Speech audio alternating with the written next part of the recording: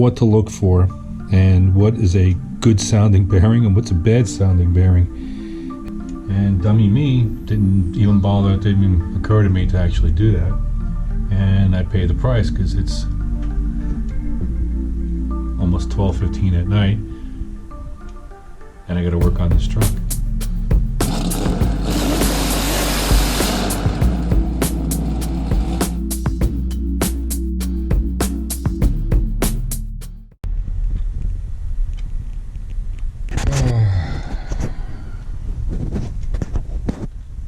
Okay, well, I got the dreaded phone call again. I think there's something wrong with my truck. I get a phone call. I'm like, okay, well, what's wrong with it? She says to me, well, the truck's running, but I have no power steering. And the battery light came on. And I'm like, oh, shit.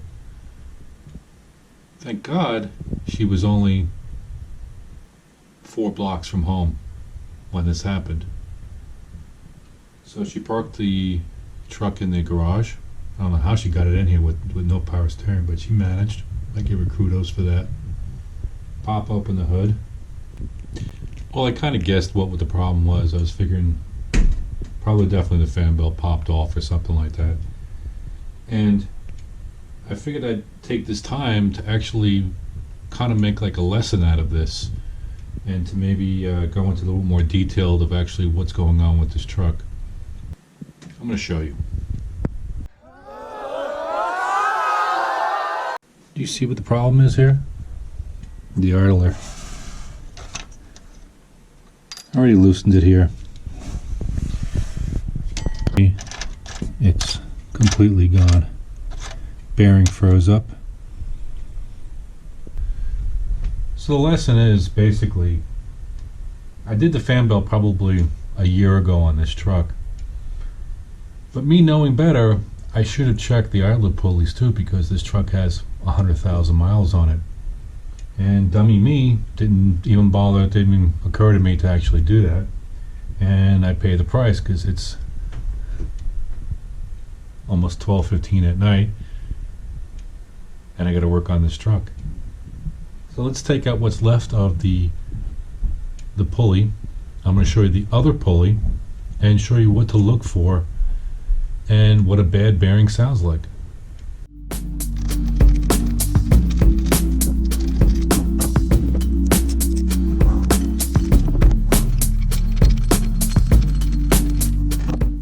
I got both idler pulleys out. You got one that's ribbed and one that's not ribbed. This is what's left over from the other, and you can see there's a vast difference between what's missing here.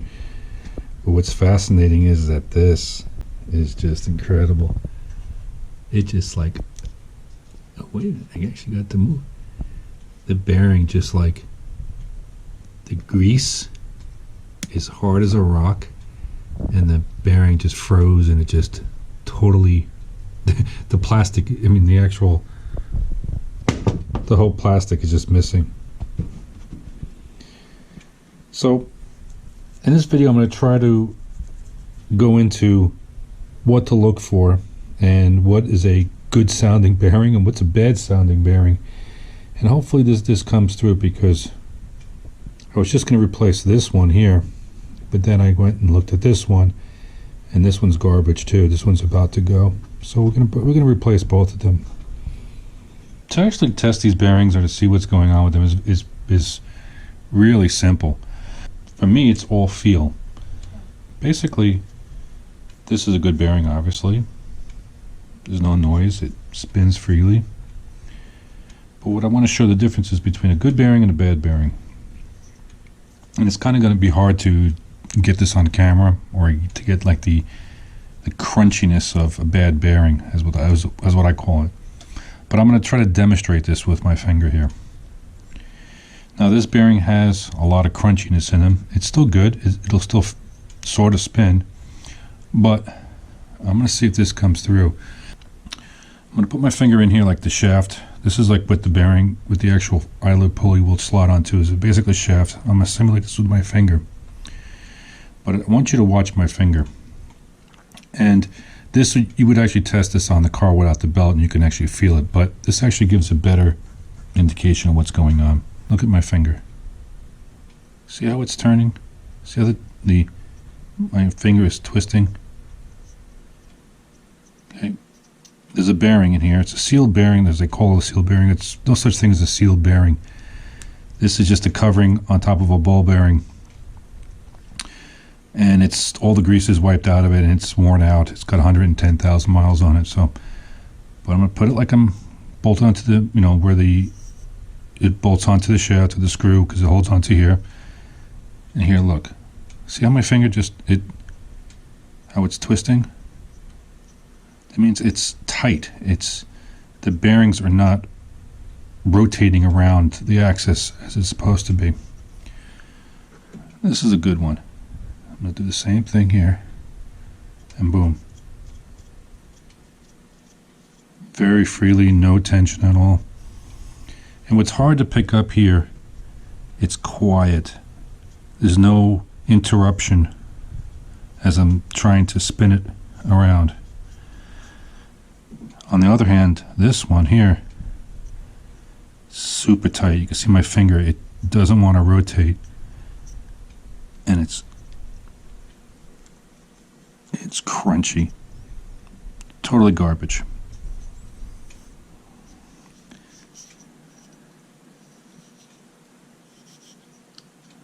Meh.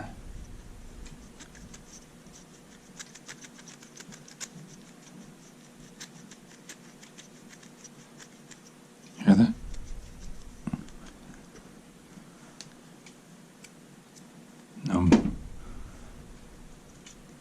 Beautiful. So this is these items are really overlooked a lot. People just throw in, they hear a little bit of noise within the serpentine belt setup, and they think it's just a bad belt. They replace the belt. It sort of gets better. But a lot of times, it's the idler pulleys that are bad, and the bearing is howling inside. Now, what kind of makes it also hard to tell when noises and everything is that these are made out of plastic.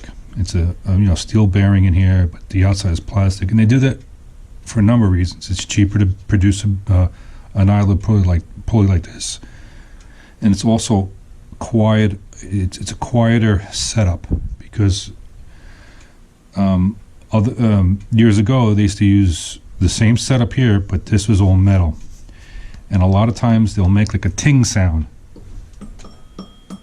like you hear. This doesn't make that ting sound, so you kind of get rid of some of the harmonics and the weird noises that the engines would make. And I think the whole purpose of this is cheap and to make the engine run quieter, if that's a word. So, yeah, good tech tip for anybody that's doing maintenance on an older vehicle. Don't overlook these, because these two were like, probably I could probably got them cheaper, but I had to go to AutoZone and get them. The $20 a pop, so that's $40 right there. But this pulley, and thank God she was only 4 blocks from home and she was able to limp the truck home. But something like this could leave you on the side of the highway for $40. So check your idler pulleys when you're doing fan belts or anything like that, or every once in a while take the fan belt off and check the bearing on the shaft to see if it's good, and replace it. It's an easy fix. Well, most cars that are like this are an easy fix, but front wheel drive cars are a little bit harder to get to, but it's still well worth the $20 it is or so than leaving you on the side of the highway. There you go.